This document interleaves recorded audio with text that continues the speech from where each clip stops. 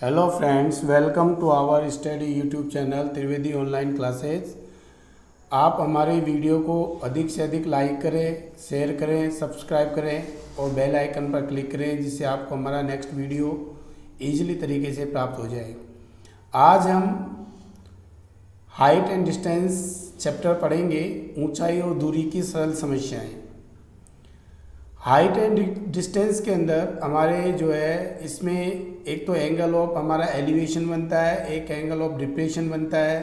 किस तरीके से हम इसमें अप से डाउन की ओर देखते हैं तो एंगल ऑफ डिप्रेशन बनता है, जब डाउन से अप की ओर देखते हैं तो इसमें हमारे एंगल ऑफ एलिवेशन बनता है। तो इस तरीके से ये हमारी सरल समस्या है। तो इसके बारे में मैं आपको पहले कुछ इंट्रोडक्शन दे देता हूँ और इस इंट्रोडक्शन को बेटे आप ध्यान से देखिए। सबसे पहले इसमें है कि हमने जो है पूरक कोण के लिए त्रिकोणमितीय अनुपात का जो अध्ययन हम जब करते हैं तो उसमें हमारी ऊंचाई और दूरी की सरल समस्याओं के अध्ययन हम इसमें देखते हैं। तो दो बिंदुओं के मध्य की दूरी, मीनार की ऊंचाई ज्ञात करना, पतंग के डोर की लंबाई निकालना, ये सब चीज़ें बेटे हम इस चैप्टर में पढ़ेंगे।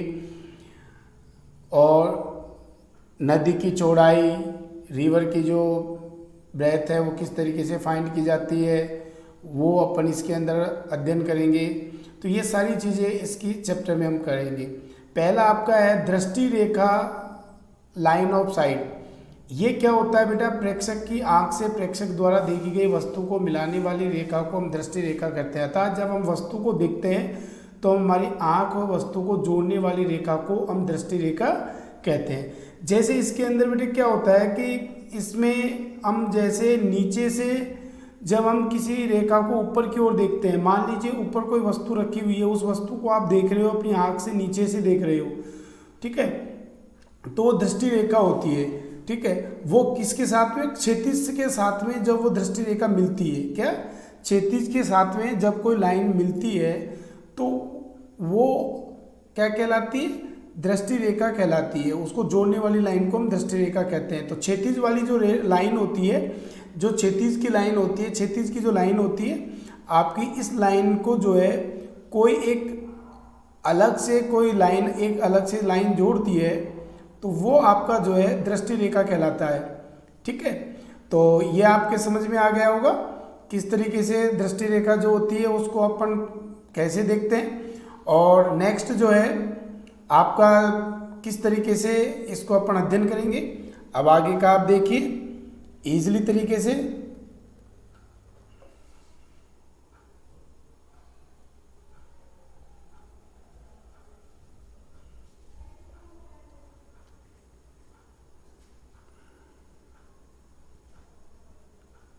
हाँ, तो इसको अपन बेटे किस तरीके से अपन अध्ययन करेंगे वो आप इसमें देखिए। तो दृष्टि रेखा के मैंने आपको बताया कि ये जो लाइन होती है, इस लाइन को अपन जो है यहाँ पे आपकी कोई वस्तु है P, ये P आपकी वस्तु है और यहाँ पे जो है और X यहाँ पे आपकी कोई लाइन है, ये लाइन आपकी X है और बेटे ये आपकी P कोई वस्तु यहाँ से बन रही है लाइन।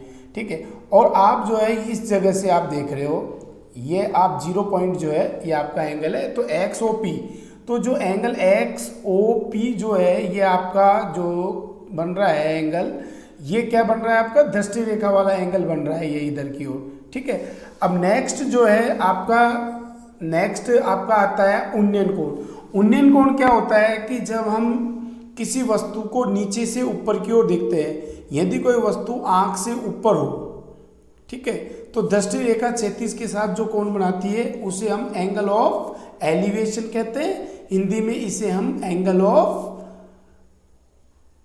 इंग्लिश में हम इसको एंगल ऑफ एलिवेशन कहते हैं और हिंदी में इसको उन्नयन कोण कहते हैं या उनतास कोण भी कहते हैं। तो इसके अंदर क्या होता है बेटे, हम नीचे से ऊपर की ओर कोई वस्तु है तो उसको हम देखते हैं, तो दृष्टि रेखा क्षैतिज की रेखा के साथ में जो कोण बनाती है उसे हम उन्नयन कोण कहते हैं। यानी दृष्टि रेखा क्षैतिज के साथ में जो भी कोण बनाएगी उसे हम उन्नयन कोण कहते हैं। नेक्स्ट आपका जो है एंगल ऑफ डिप्रेशन आता है। एंगल ऑफ डिप्रेशन में क्या होता है बेटा, जब कोई वस्तु आंख से नीचे हो या दृष्टि रेखा के साथ में जो कोण बनाती है उसे हम अवनमन कोण कहते हैं, यहाँ इंग्लिश में हम कहें तो एंगल ऑफ डिप्रेशन कहते हैं। इसमें क्या होता है कि सपोज कीजिए कि आपके मकान के ऊपर आप खड़े हो, छत के ऊपर आप खड़े हो और आपके छत के जो है आपके रोड के ऊपर कोई गाड़ी खड़ी है या कोई गाड़ी जा रही है। तो आप जब ऊपर से नीचे की ओर जब आप देखते हो बेटे, तो वो एंगल आपकी आँख के साथ में जो आपका एंगल बनता है, तो जो आपकी क्षैतिज रेखा होगी या हॉरिजॉन्टल जो लाइन होगी वो आपके ऊपर की ओर बनेगी और दृष्टि रेखा आपके नीचे की ओर बनेगी। तो क्षैतिज रेखा और दृष्टि रेखा दोनों आपस में मिल करके एंगल ऑफ डिप्रेशन बनाती है। कौन सा बनाती है? एंगल ऑफ डिप्रेशन बनाती है। जब आप बेटे ऊपर से नीचे की ओर कोई भी वस्तु या कोई भी गाड़ी वगैरह जा रही है, या सपोज करो कोई जहाज, आप किसी लाइट हाउस पे खड़े हो और वहाँ से आप जो है किसी जहाज को आप नीचे देखते हो, तो वो जो एंगल बनता है तो वो एंगल ऑफ डिप्रेशन बनता है। ठीक है, तो नेक्स्ट आपका आता है, एक आपका एग्जाम्पल है सिंपल सा। एक स्तंभ के ऊपरी सिरे का उन्नयन कोण आधार के तल के एक बिंदु पर 60 डिग्री है। यदि यह बिंदु स्तंभ के आधार से 10√3 मीटर की दूरी पर हो तो स्तंभ की ऊंचाई ज्ञात करो। तो बेटे इसके अंदर ऊंचाई आप बहुत ही इजीली वे में आप निकाल सकते हो, कोई प्रॉब्लम्स वाली बात इसके अंदर है नहीं।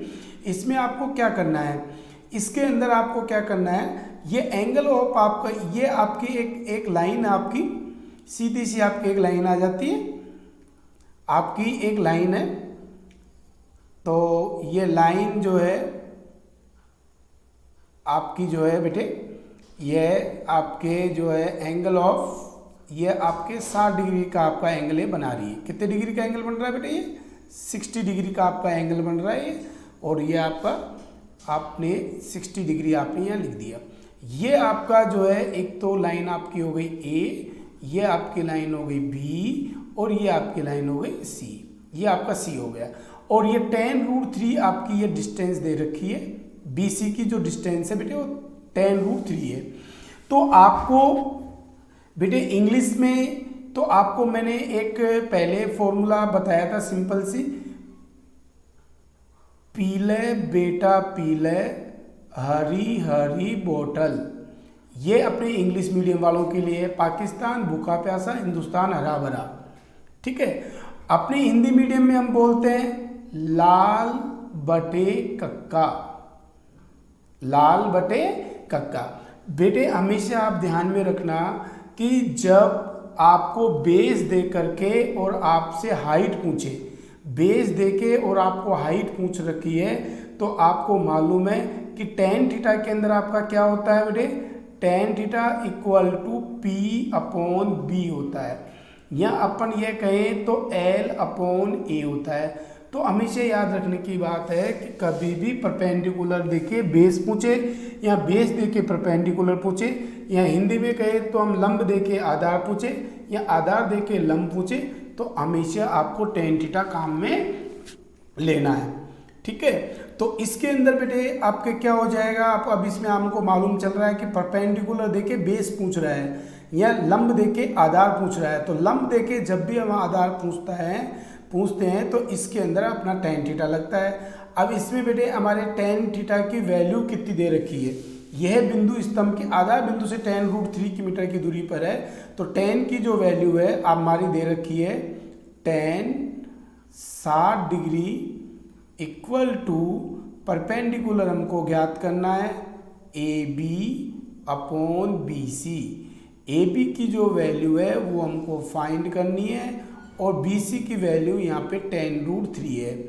अब बेटे आपको क्या करना है, अब आपको मालूम होना चाहिए कि मैंने जब ट्रिग्नोमेट्री की टेबल बताई थी तो इनकी वैल्यूएशन आपको मालूम होनी चाहिए। tan 60 की जो वैल्यू होती है वो बेटे कितनी होती है? √3 होती है।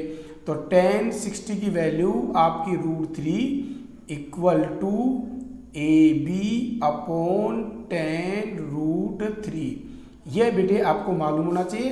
√3 के नीचे आप 1 लिख दो और इसको क्रॉस मल्टीप्लाई कर दो, तो ये आपका बेटे क्या आ जाएगा? AB equal to tan√3 into √3। √3 को बेटे √3 से मल्टीप्लाई करेंगे तो 3 आ गया। तो AB equal to tan into 3 बराबर 30 मीटर। यानी आपका बेटा परपेंडिकुलर ए बी है, बेस 10√3 है, क्रॉस मल्टीप्लाई किया आपने, √3 को √3 से किया तो 3, 3 को 10 से किया तो 30, ये आपका 30 मीटर आंसर आपका आ गया। तो कहने का मतलब है कि आपका ये क्वेश्चन इजी है। और बेटे हमेशा आप ध्यान में रखना, मैं ये क्वेश्चन तो आपका कंप्लीट हो गया, लेकिन मैं आपको एक चीज़ और बता देता हूँ कि आपका जैसे साइन थीटा है, साइन थीटा आपका कब काम आता है? साइन थीटा आपको जब लगाना है जब आपका परपेंडिकुलर देके हाइपोटेन्स पूछे, या हिंदी में हम बोले तो लंब देके कर्ण पूछे, कर्ण देके लंब पूछे, तो आपको साइन थीटा काम में लेना है। कोस थीटा आपको कब लेना है? B/H, base upon hypotenuse, hypotenuse देके बेस पूछे तो हमेशा आपको आधार बटे कर्ण, कर्ण देके आधार, आधार देके कर्ण, तो कोस थीटा काम आता है। टेन थीटा आपका परपेंडिकुलर अपॉन बेस, यानी लंब बटे आधार, लंब देके आधार पूछे या आधार देके लंब पूछे तो आपका टेन थीटा लगता है। इस तरीके से बेटे ये आपके क्वेश्चन सोल्व होते हैं। और मैं आपको जानकारी दे देता हूँ कि जैसे आपसे पूछे कि भाई छाया क्या होती है, तो बेटे आपको ध्यान में रखना है छाया, परछाई, इन सब के इसका मतलब होता है यानी शैडो या रिफ्लेक्शन दे दे तो बेस। आपसे ऊंचाई पूछे, हाइट पूछे तो आपका परपेंडिकुलर यानी लंब लगेगा। और आपसे पतंग की डोर की लंबाई, सीधी दूरी, पहाड़ की ढलान, ठीक है, स्लोप ऑफ द माउंटेन, ये सभी जो होती है बेटे ये हमेशा हाइपोटेन्स कहलाते हैं। सीढ़ी की लंबाई, लेंथ ऑफ स्टेयर्स, ये सब क्या होती है? हाइपोटेन्स होती है। तो इस तरीके से बेटे ये आपका आज इंट्रोडक्शन कंप्लीट होता है। और आज हमने जो है आपका ये चैप्टर भी आपका कंप्लीट कर दिया है। और कल हम आगे की जो क्वेश्चंस हैं आपके एक्सरसाइज 8 के, तो 1 से 10 तक जो क्वेश्चन है हम आपको कल करवाएंगे। थैंक यू, धन्यवाद। आप हमारी वीडियो को अधिक से अधिक लाइक करें, शेयर करें और बेल आइकन पर क्लिक करें, जिससे आपको नेक्स्ट वीडियो हमारा प्राप्त हो जाए। Thank you.